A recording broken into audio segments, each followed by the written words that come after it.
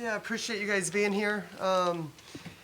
Hats off to South Carolina. Obviously, Don's got a great squad. They're very deep, very talented. But I'm proud of our team. I thought we competed.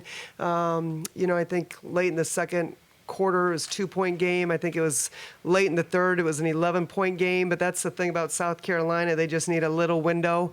All of a sudden, an 11-point game is a 16-point game, and then it turns into a 24-point game. And they just go on runs. I thought our players did a nice job just staying the course.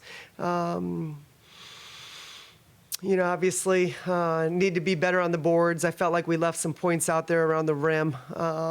Maybe a different look playing against the size and athleticism. But it's a marathon, not a sprint. This is SEC. You gotta handle it. You gotta learn from it, and you turn around and you got another top 25 team on the road. So there's going to be a lot of opportunities in front of us, and we can't hang our heads. Like I said, I'm proud of this team, and I think we'll be better because of it. Yeah, and you had to get really creative with lineups there after the foul trouble in the front line. Just kind of how are you going about dealing with that? Yeah, definitely frustrating. You got two starters. We had foul trouble. It seemed like the majority of the game. Putting a team on the line 32 times is tough, but, we got to go back and watch film and figure out how we don't put officials in positions that they have to make those calls. What do we need to clean up on our end? It's next man up, next rotation, and I think we've got some players that can play positionless basketball, pretty high IQ young ladies that, just adapted pretty quickly and were able to, function in different rotations than we haven't really had, than we basically had pretty much this season so far.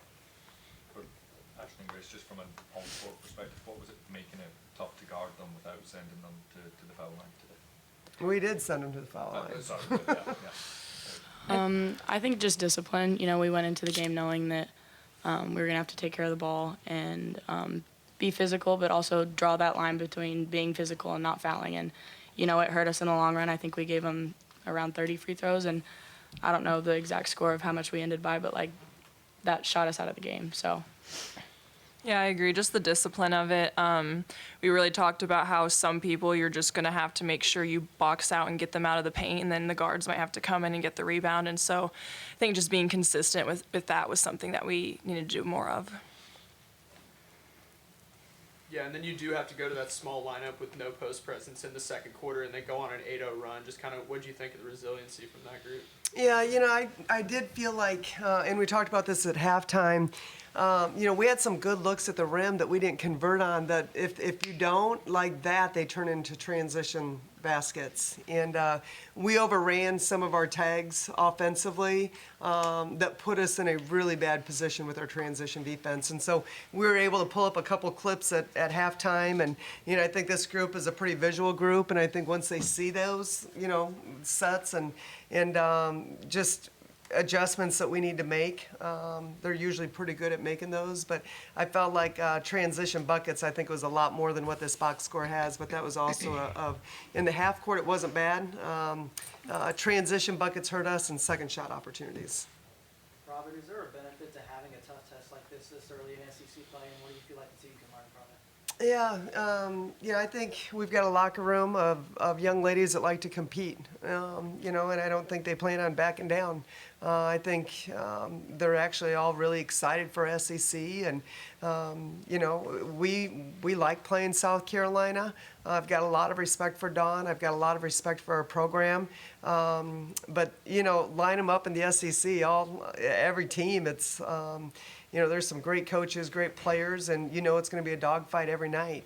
To start off with a team that's top 2 in the country, I think they're ranked second in both polls right now. Great opportunity to learn and grow from. Like I said, this season isn't defined by one game. We know there's a body of work that we have to do within the SEC to put ourselves in a position for postseason, and I think we're all really excited about it and anxious to get back to practice tomorrow. Then for Ashton and Grace, obviously you guys had some pretty good start offensively. Just kind of how did you see them adjusting how they were guarding you guys throughout the game? I think it depended on their lineup. they started out with Kits at the 4, and then they would bring in Edwards and have 2 bigs in there. So it kind of differed depending on their lineup. If they were switching on us, that was something that we had to adjust to, just make the read. And I felt like we were able to execute that farther down the line, but I think we struggled initially trying to make the right read, and whether or not it's a tight cut, a back cut, a Creighton, whatever that looks like. Yeah, I agree. When you just are playing a team that's so aggressive defensively, it's on us to make sure we stay calm on that offensive end and just really read our cuts well and understand who's guarding where and how we can try to expose them that way. Ashton, or Grace, I know you guys will probably learn more a little bit once you guys look back at the tape, but what do you feel like are some takeaways you guys already kind of have of how this one can benefit you guys down the road? Coach said it, the number 2 team in the nation. I don't know how many times they turn a team over, but I felt like, for one, we were able to take care of the ball. I mean, if we can do that, then that's promising looking down the line in the SEC. But as far as takeaways, I think Grace touched on it. Just every time the shot would go up, we'd turn up and look. And no offense to us, but, we're not going to out-athleticize, people in the SEC. So, trying to get a box out, being physical in the paint, that's going to win us ball games. And I think that's also what hurt us in the long run today. So.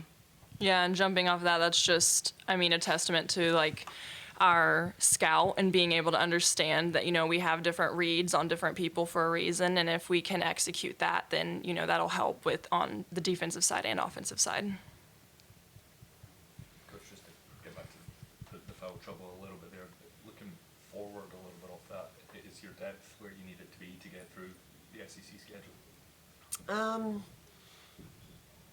Yeah, I think we have the pieces for sure. I thought tonight, I thought Hilke had some really good minutes for us. We've seen her start to come on ever since Christmas break. I think she's playing with a much better motor, a lot more physical. I thought she had some big minutes, which is going to help us more as well. But bottom line is we can't get in foul trouble the way we did. I mean, we had Angie and Hannah both pick up 2 fouls in that first half, and so then Tree pulled her hamstring, and so she was a no-go for the rest of the game. And so that put us in some tough rotations. But do I think we have the personnel and the depth in the league? There is no doubt in my mind. We'll take 1 or 2 more if anybody has them. Do you think that, 4 for 15 from 3, do you think that South Carolina's perimeter defense affected your game plan tonight and being the best 3-point shooting team in the conference? Do I think their defense did? Yeah, I thought they were pretty disruptive. I think they played the 3 a little bit tighter than they had been all season long, but that's kind of what, we do. And so, when you play each other every year, you kind of get tendencies and understand personnel. And so I know that was a point of emphasis for them to really be disruptive and not allow us to get good looks from the 3. I still thought we had a few that, just didn't go down for us. And again, I thought we had some really good looks around the rim. I thought there was probably, I'll go back and watch, but golly, it seemed like 10 or so around the rim that we just didn't convert on. And again, I think that's just making the adjustment of playing against, more athletic, longer, physical individuals. And I think by playing in these SEC games, I guarantee you in our next game, it's going to feel a little bit different to them out there. It's hard to emulate in practice. We play pretty physical. Our scout team's been gone. But I think, again, it's just an opportunity to learn and get better. And I really believe that these girls will. Take 1 more. On the injury and depth front, is there any update on the timeline for the freshmen getting back? Which one? Either. Either? Well,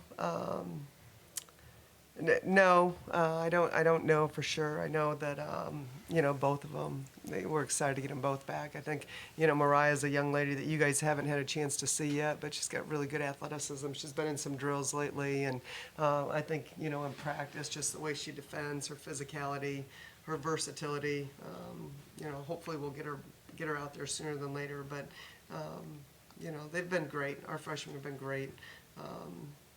But I couldn't give you a timeline. All right, thanks, guys. Thank you, guys.